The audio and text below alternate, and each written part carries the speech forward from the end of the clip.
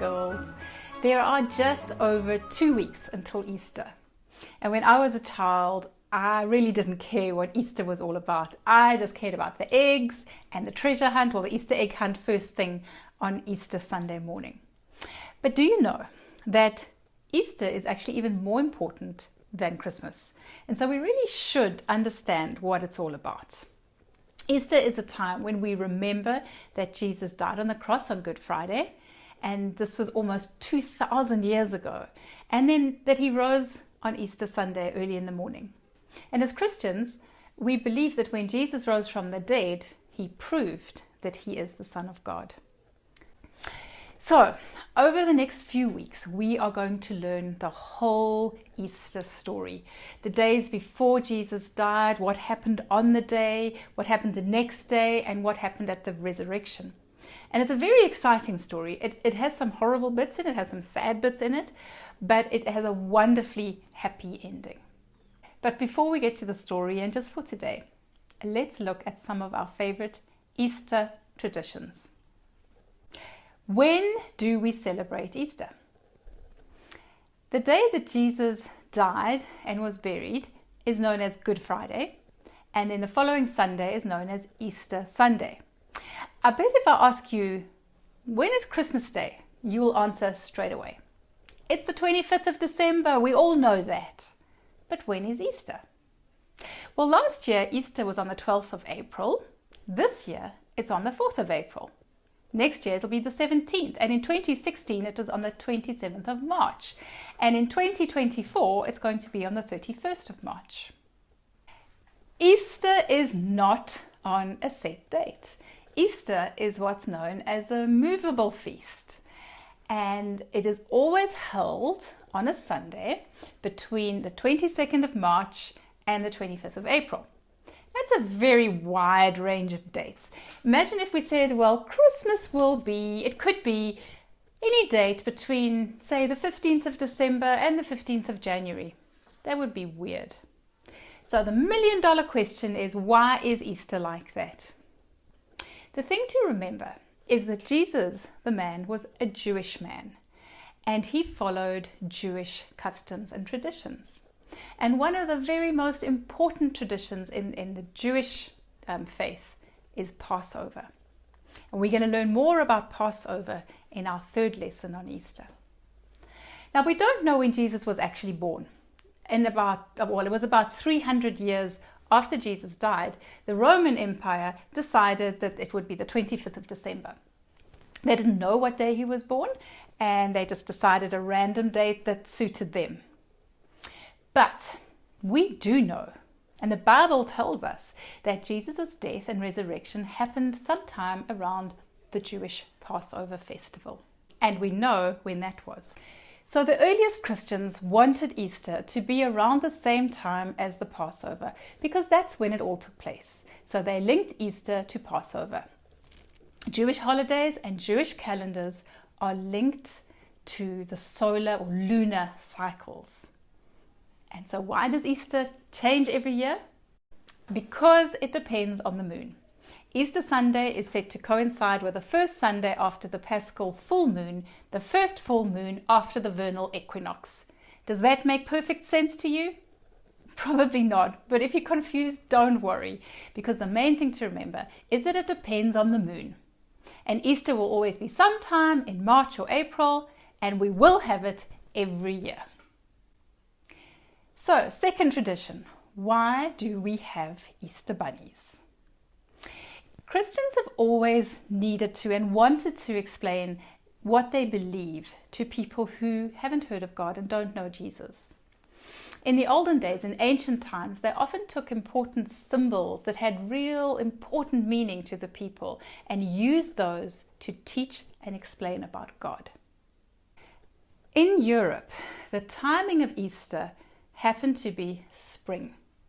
And they had all sorts of spring traditions and festivals to their gods. In Northern Europe, the goddess of spring was Istra. It was pronounced Istra or Ustra. And some people even say that the name Easter may come from that goddess, but it's been given Christian meaning. So spring is all about new life and waking up after winter. And fortunately for us, that whole idea of reawakening and new life ties in beautifully with our teaching about Jesus' resurrection and the new life that we have in Jesus. The idea of rebirth of spring, it was merged with a Christian teaching of Jesus' resurrection from the dead, and that made the Easter holiday as we know it today. And I know what you're thinking. You've said all of this, but you still haven't answered why bunnies. Well, you may not know this, but bunny rabbits are known to give birth to big litters of lots of babies. Baby bunnies are called kittens, by the way. And they also have babies quite often. And so bunnies or rabbits are associated with new life that we have in spring. And actually, just a fun fact, not all countries even have an Easter bunny. In Switzerland, Easter eggs are delivered by a cuckoo, and in parts of Germany by a fox. But the bunny that we use does have a lot to do with the timing of Easter in the Northern Hemisphere, where it was spring, and the symbol of new life. The next tradition that we have is the Easter eggs. If you're like me, you love eating chocolate Easter eggs at Easter time. But a long, long time ago, people were actually not allowed to eat eggs in the week leading up to Easter.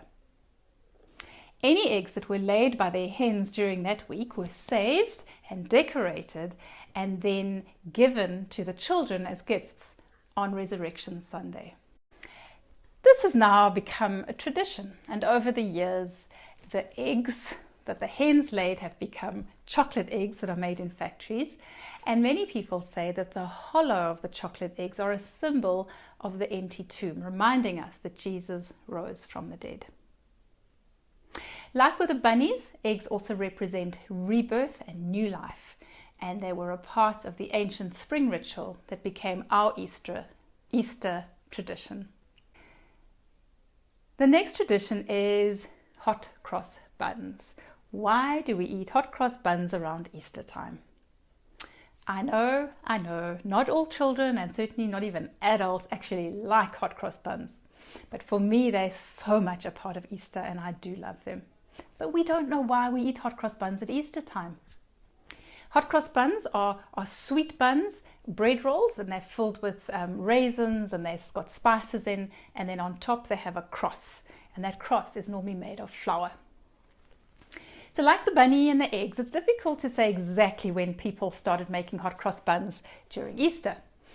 One tradition says that it started with a monk in the 12th century, and he was busy making his normal bread rolls, and he was inspired to mark his bread rolls with the sign of the cross to celebrate Good Friday.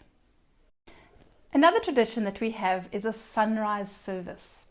If you've been in our church for more than a couple of years, you'll know that we usually have a sunrise service on Easter Sunday just after 6 o'clock in the morning. But do you know why we do that? As the Bible story goes, Mary went to Jesus' tomb at dawn, that sunrise, on Easter Sunday morning, and she found it empty. And so to honor that occasion, many churches will have a sunrise service so that we can feel a bit of what it must have felt like for Mary and the first people who went to the tomb and experience how it happened. So those were some of the traditions that I could think of. Are there any that you would like to have explained or want to know about? Or any questions that you have about Easter? Please let me know. Send me a WhatsApp message and I'll see if I can answer them for you next week. But whatever the Easter traditions, we know for sure that Jesus lived on earth. Jesus lived without sin. He died on the cross for our sins, to pay for our sins, and then he rose again, defeating death. So Easter is a time to be serious and remember the sacrifice that Jesus made for us and how much he loved us to do that for us. But it's also a time to rejoice that he did what he did for us and to celebrate his victory over death. So let's get our hearts and minds ready for Easter. Over the next few weeks, we're going to be focusing on the Easter story, and I'm looking forward to it and hope that you are too.